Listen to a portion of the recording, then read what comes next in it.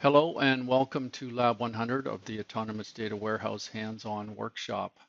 This is the landing page of the workshop. It's on Learning Library, and the home key, if you want to return to it, it's in the upper right. There's also a tour link, and that guides you to an interactive walkthrough of the workshop at a high level.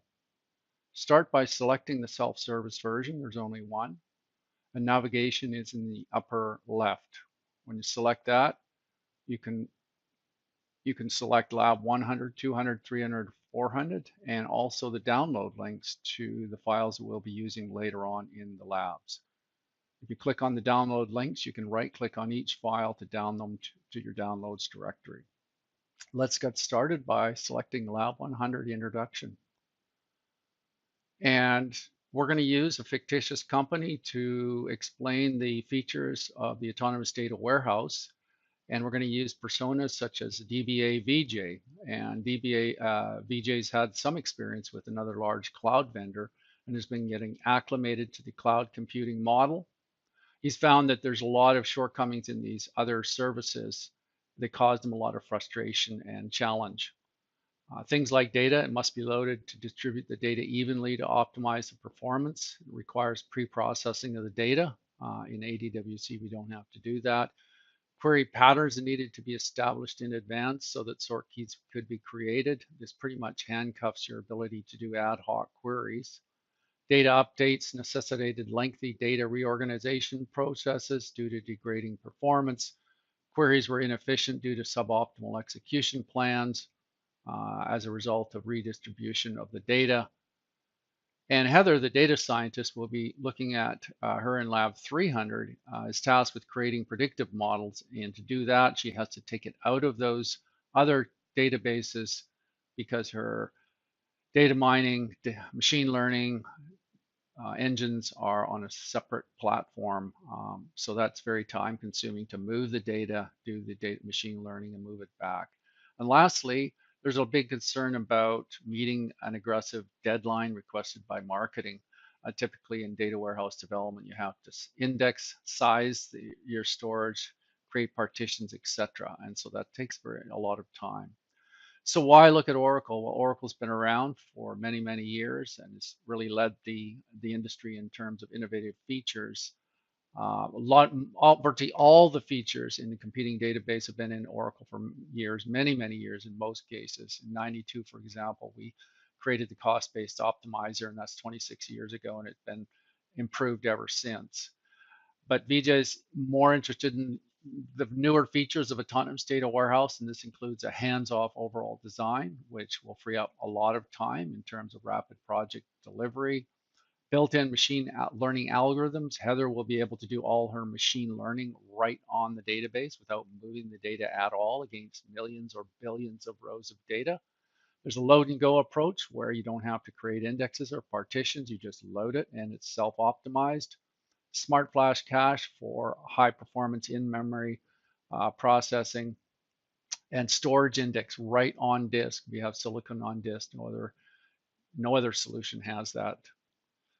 And smart scan. And ADWC is compatible with all your existing tools, so no change there.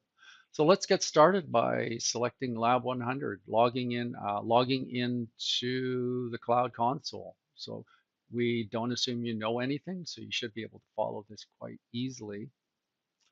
So we're going to log in, and the first thing we're going to do is customize the dashboard. And we do that by selecting the services we'll be using, and that includes compute, autonomous data warehouse, and autonomous analytics. Those are the three services we'll be using in this workshop. All you do is select show so that we don't want to clutter up your dashboard. So you just select the items you are going to be working with. And it's as simple as that. So let's go in and create an autonomous database. And it's super, super simple. It's only going to prompt you for a couple of things and you're off and running. So the menu in the top left, select Autonomous Data Warehouse.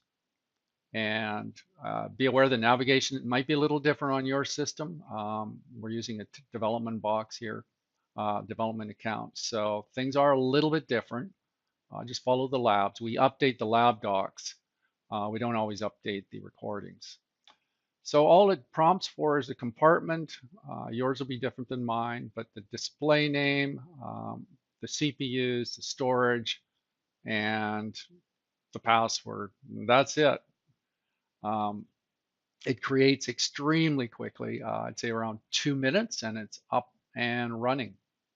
And once it's up and running, we're going to go into the Cloud Console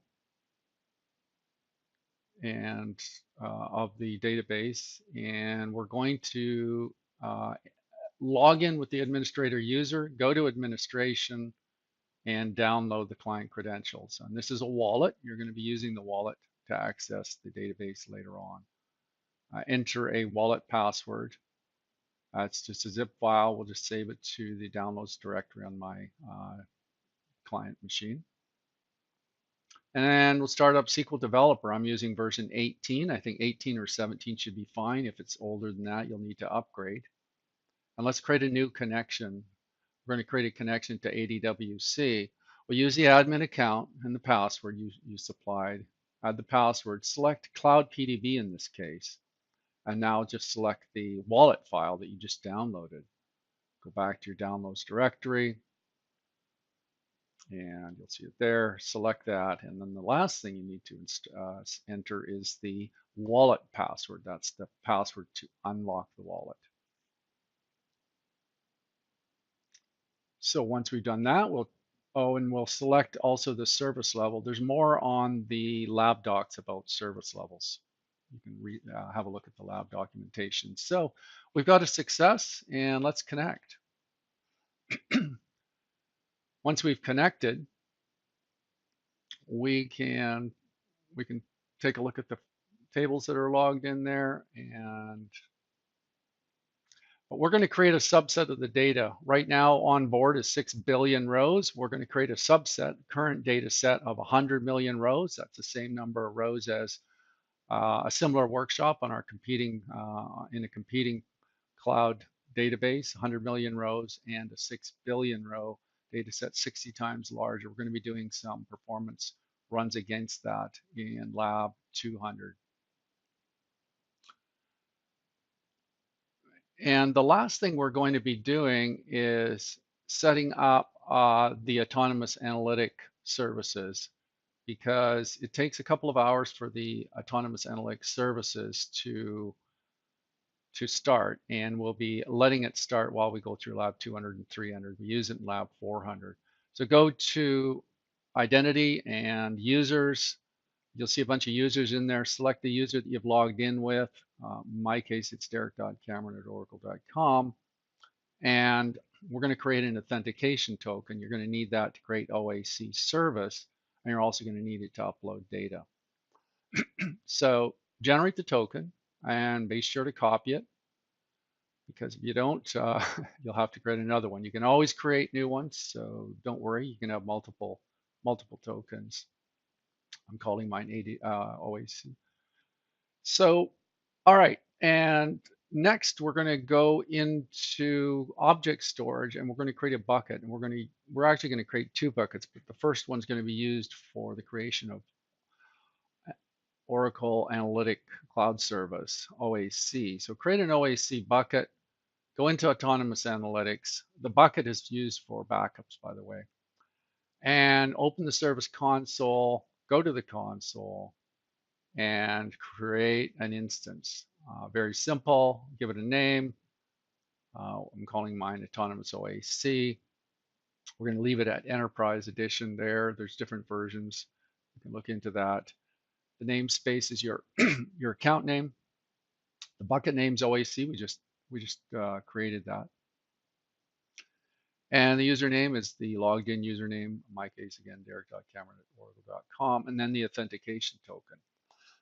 As I said, this will take about 2 hours, so don't worry about it. It'll sit in a create state in the background, and you can proceed on to Lab 200 without waiting.